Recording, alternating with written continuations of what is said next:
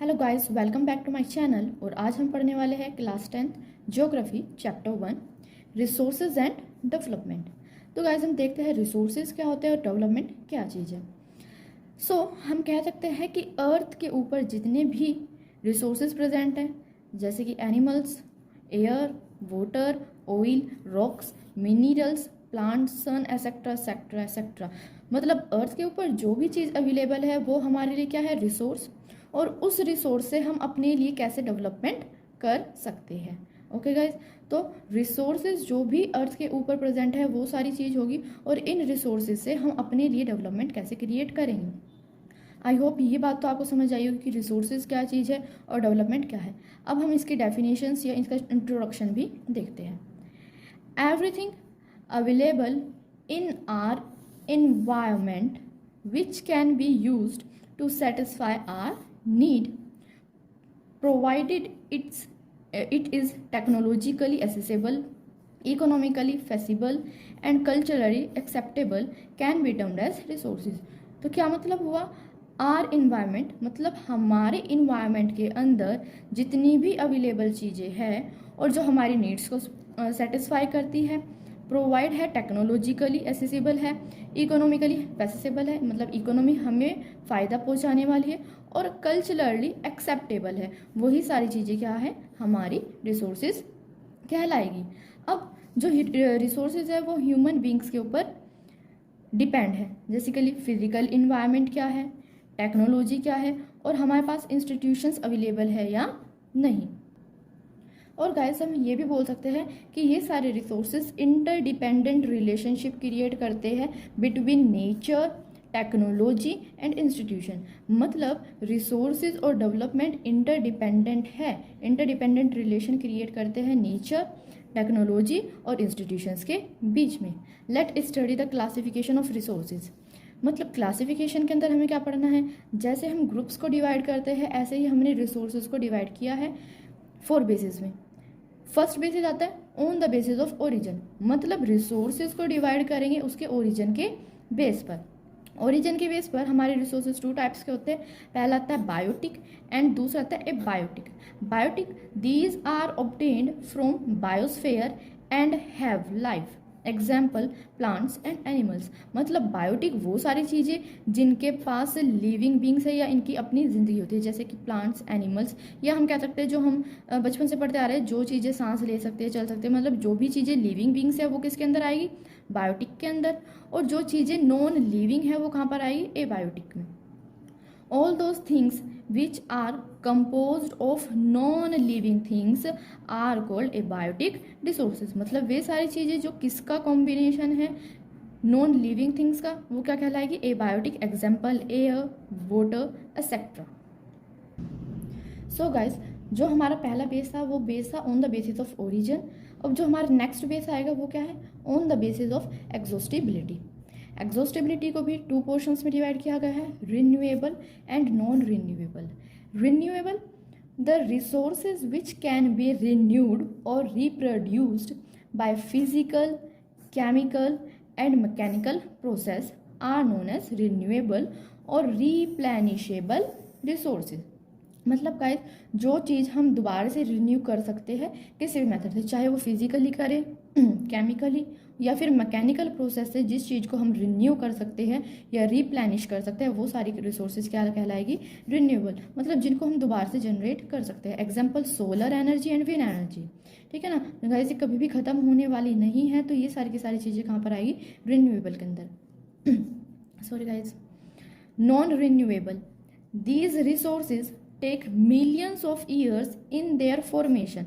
मतलब ऐसे रिसोर्सेज जो बनने के लिए कई मिलियंस ईयर को लेते हैं अपना फॉर्मेशन करने के लिए।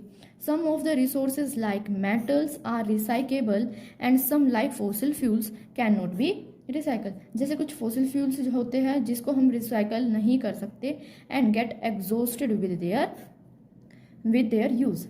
तो गाइज इसमें नॉन रिन्यूएबल के अंदर कुछ मेटल्स वगैरह होते हैं जो हम रिन्यू कर सकते हैं, रिन्यूएबल है, लेकिन उसके रिन्यू होने में कई मिलियंस ईयर का समय लग जाएगा। और कुछ रिसोर्सेज या कुछ फॉसिल फ्यूल्स ऐसे हैं अगर हमने उसको पूरा यूटिलाइजेशन कर लिया तो वो कभी भी दोबारा से रिसाइकल नहीं हो पाएंगे, और एक टाइम ऐसा आएगा कि वो क्या हो जाएंगे, एग्जॉस्टेड हो जाएंगे, पूरी तरीके से गायब हो जाएंगे अर्थ से। ठीक है गाइस, तो ऐसे रिसोर्सेज जो रिन्यू होने में बहुत लंबा समय लगाए या ऐसे रिसोर्सेज जो कभी भी दोबारा रिन्यू ना हो पाए, उन्हीं को हम क्या बोलते हैं, नॉन रिन्यूएबल रिसोर्सेज। एग्जाम्पल कोल, पेट्रोलियम एक्सेट्रा, और भी एग्जाम्पल आ सकते हैं। रिसोर्सेज नेचुरल भी हो सकते हैं, ह्यूमन भी, रिन्यूएबल, नॉन रिन्यूएबल, और ह्यूमन्स के अंदर structured and institutional, quantity and quality. So third base आता है हमारा on the basis of ownership, मतलब मालिकाना आधिकारिक तरीके से कौन से रिसोर्सेज को हम क्या कहेंगे। पहला रिसोर्स आता है individual resource. These are owned privately by individuals. Many farmers own land which is allotted to them by government. जैसे कि कई सारे किसान क्या करते हैं, खेती के लिए लैंड को ओन करते हैं, मतलब लैंड को खरीदते हैं, जिसको अलॉट कौन करती है, सरकार। ठीक है ना गाइज, कोई भी ऐसी चीज़ जिसके ऊपर हम अपना अधिकार रिप्रेजेंट कर सकते हैं, अपना अधिकार दिखा सकते हैं, वो रिसोर्सेज क्या कहलाएंगे, इंडिविजुअल रिसोर्सेज। जैसे हम प्लॉट के बारे में बात कर सकते हैं, plot, houses and other properties. Okay guys, तो इंडिविजुअल रिसोर्सेज के अंदर जिसके ऊपर एक आदमी का अपना अधिकार होगा, अपनी प्राइवेट रिसोर्सेज बोल सकते हैं, पर इस अधिकार को अलॉट कौन करेगा, गवर्नमेंट। सेकंड आता है community owned resources. Community owned resources मतलब यहाँ पर किसी एक व्यक्ति का नहीं बल्कि एक कम्युनिटी का क्या होगा, अधिकार होगा। जैसे कि these are resources which are accessible to all the members of the community, मतलब ये सारे के सारे रिसोर्सेज एक कम्युनिटी के सभी मेंबर्स को अलॉट किए जाएंगे। Example public park, picnic spots, playgrounds etcetera. On the basis of ownership पर ही हम क्या करते हैं, जब हम इंडिविजुअल रिसोर्स को देखते हैं, कम्युनिटी रिसोर्स, तो उससे एक लेवल आगे जाने पर हमें क्या मिलता है, नेशनल रिसोर्सेज, मतलब ऐसे रिसोर्सेज जिसके ऊपर नेशन का अधिकार होगा। Technically all the resources belong to the nation, और अगर हम टेक्निकली कहें तो सारे के सारे रिसोर्सेज किससे बिलोंग करते हैं, हमारे नेशन से। Yes, it is exactly right, क्योंकि जब हम इंडिविजुअल रिसोर्सेज करते हैं तो वहाँ पर भी हमें परमिशन अलॉट लेनी पड़ती है, परमिशन लेनी पड़ती है गवर्नमेंट की। कम्युनिटी के लिए जो रिसोर्सेज होते हैं वो भी गवर्नमेंट ही अलॉट करता है, और किसी भी नेशन के अंदर जो भी रिसोर्सेज है उसके ऊपर फर्स्ट जो आपकी अथॉरिटी होती है वो किसकी होती है, नेशन की रहेगी। Resources coming under the territory of country are known as national resources. Country के बाउंड्रीज के अंदर आने वाले सभी रिसोर्सेज नेशनल रिसोर्सेज कहलाएंगे। अब टेरिटरी ऑफ कंट्री में आने वाले जितने भी मिनरल, जितने भी वाटर रिसोर्सेज और forest, wild life, lands with in the political boundaries होंगे, वो सारे के सारे क्या होंगे, नेशनल रिसोर्सेज।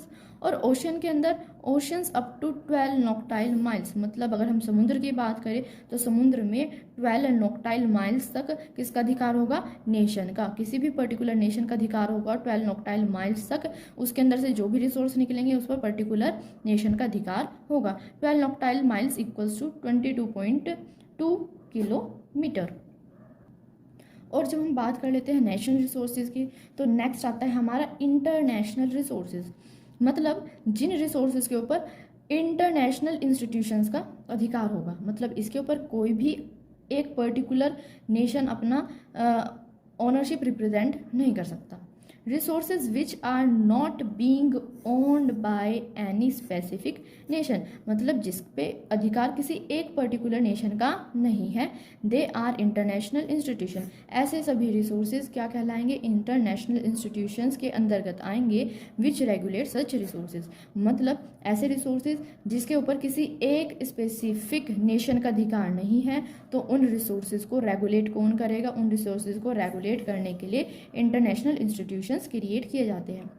अब हमें कैसे पता चलेगा कि ये रिसोर्सेज नेशन रिसोर्सेज के अंदर आएंगे या इंटरनेशनल रिसोर्सेज के अंदर, उसके लिए हम एग्जांपल देखते हैं। सपोज ओशन के अंदर the ocean resource beyond 200 nautical miles of the exclusive economic zone belongs to the open ocean belongs to the open ocean and no individual country can utilize these without the concurrence of international institution। मतलब अगर ocean के अंदर 200 नॉक्टाइल 200 nautical miles से beyond कोई भी resource अगर आपको मिलता है तो किसी एक कंट्री का अधिकार नहीं होगा उन रिसोर्सेज पर। उन रिसोर्सेज को कौन रेगुलेट करेगा? उन रिसोर्सेज को रेगुलेट करने के लिए इंटरनेशनल इंस्टीट्यूशंस क्रिएट किए जाते हैं। और अगर किसी कंट्री को यूटिलाइजेशन करना है तो first of all they have to concurrence with the international institution. So इतना कंप्लीट होने के बाद हमारा फोर्थ बेस आता है on the basis of status of development. मतलब कौन सी चीज़ कितनी डेवलप हुई उसी के बिहाफ पर हम रिसोर्सेज को डिस्ट्रीब्यूट करेंगे। First resources potential resources which are found in a region but have not been utilized। मतलब ऐसे रिसोर्स जो हमारे रीजन के अंदर पाए तो जाते हैं पर हम उन्हें कम्प्लीटली यूटिलाइज्ड नहीं कर सकते या नहीं कर पाते। मतलब कोई भी रिसोर्स जो क्या है पूरी तरीके से क्या कर सकती है, पोटेंशियल है अपने रिसोर्सेज को प्रोवाइड करने के लिए, but we are not able to utilize completely. जैसे कि सोलर एनर्जी, विंड एनर्जी, ये क्या है? पोटेंशियल रिसोर्सेज है। They have complete potential to give strength या to generate energy but we are not able to create exact 100% energy from it। फिर आता है हमारे development resources, developed resources which are surveyed and their quality and quantity have been determined for utilization। The development of resources depends on technology and level of their feasibility। मतलब ऐसे resources जिनको हम सर्वे कर सकते हैं, हमें उनकी एग्जैक्ट क्वालिटी एंड क्वांटिटी के बारे में भी पता होता है और हम उसके डिटरमाइन कर सकते हैं उसका यूटिलाइजेशन भी, कि उसका यूटिलाइजेशन कैसा होगा, उसमें कितनी क्वांटिटी या उसकी कितनी क्वालिटी लगेगी। The development of resources depend on technology. अगर हमें किसी भी रिसोर्स का डेवलपमेंट करना है तो वो डिपेंड होगा टेक्नोलॉजी पर। मतलब जिस रिसोर्स का हमें डेवलपमेंट करना है उसकी हमारे पास टेक्नोलॉजी भी होनी चाहिए एंड लेवल ऑफ देयर फैसिबिलिटी, और उसके अकॉर्डिंग हमारे पास फैसिबिलिटी भी। डेवलपमेंट रिसोर्सेज के बाद आता है हमारा stock material in the environment which have the potential to satisfy human need but human beings do not have the appropriate technology to assist these are stock. ये ऐसे रिसोर्सेज है जो पोटेंशियल तो है ह्यूमन नीड्स को satisfy करने के लिए। मतलब ऐसे रिसोर्सेज जो ह्यूमन नीड्स को कंप्लीट करने के लिए एलिजिबल है पर human beings do not have the appropriate technology. But human beings के पास ऐसी टेक्नोलॉजी नहीं है कि वो उस रिसोर्सेज से अपनी नीड्स को पूरा कर सके। मतलब रिसोर्सेज पोटेंशियल है हमारी नीड को फुलफिल करने के लिए, लेकिन हमें इस्तेमाल नहीं करना था कि उन रिसोर्सेज को कैसे यूटिलाइज करें। फिर आता है गाइस हमारे reserves are the subset of the stock. तो रिजर्व्स क्या है? रिजर्व है, सबसेट ही है किसका? स्टॉक का, which can be put into use with the help of existing technical know how but their use has not been started. मतलब ये ऐसे रिसोर्सेज हैं जिसके बारे में हम जानते तो है कि उसको यूटिलाइजेशन कैसे करना है, पर हम उसका यूटिलाइजेशन नहीं करते या उसका यूटिलाइजेशन करना स्टार्ट नहीं किया। करते भी है तो बहुत कम करते हैं, क्योंकि रिजर्व का मतलब क्या होता है? सेव करके रखना। तो कोई भी चीज़ है जिसका हमें यूटिलाइजेशन करना आता है लेकिन हम उसको रिजर्व करके रखते हैं, बचा के रखते हैं, किसके लिए? फ्यूचर यूज़ के लिए। जैसे हम वाटर को सेव करते हैं फ्यूचर यूज़ के लिए, वाटर का यूटिलाइजेशन हम जानते हैं पर फिर भी उसको सेव करते हैं ताकि हम उसको अपने फ्यूचर में यूज़ कर सकें। सो अब इन चारों को हम समझते हैं टेबल से। कौन से चार? पहला हमारा पोटेंशियल था, सेकेंड डेवलप्ड, थर्ड स्टॉक और फोर्थ रिजर्व। तो देखते हैं पोटेंशियल में अवेबिलिटी ऑफ टेक्नोलॉजी। यस, हाँ जी, जो हमारा पहला रिसोर्स था उसके अंदर हमारे पास टेक्नोलॉजी तो अवेलेबल है।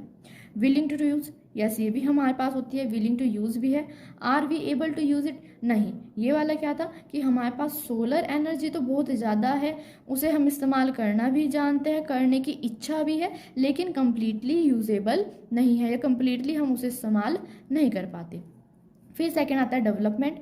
डेवलपमेंट के अंदर हमारे पास रिसोर्सेज अवेलेबल भी होते हैं और उनकी टेक्नोलॉजी भी अवेलेबल होती है। विलिंग टू यूज़, यस, ऐसे रिसोर्सेज को यूटिलाइजेशन करने की हमारी इच्छा होती है। और are we able to use, और इन्हें हम एबल भी होते हैं यूज़ करने के लिए। सेकेंड आता है stock. Stock availability of technology, यहाँ पर स्टॉक के पास तो पोटेंशियल है हमारी नीड्स को सेटिस्फाई करने के लिए, पर हमारे पास कोई भी ऐसी टेक्नोलॉजी नहीं है जिससे हम जान सके कि ये स्टॉक या ये रिसोर्सेज हमारी नीड को कैसे सेटिस्फाई करेंगे। विलिंग, हाँ, इच्छा तो है स्टॉक का इस्तेमाल करने की, मतलब स्टॉक रिसोर्सेज का यूटिलाइजेशन करने की इच्छा तो है, पर हमारे पास उसकी टेक्नोलॉजी नहीं है। Are we able to use it, नहीं, हम इसका इस्तेमाल नहीं कर पाते। फिर आता है रिजर्व्स। रिजर्व्स के अंदर भी अवेलेबिलिटी तो है। विलिंग टू यूज़, नहीं, विलिंग नहीं है, क्योंकि हम क्या चाहते हैं कि हम इसको कब यूज़ करें, इसको हम फ्यूचर में यूज़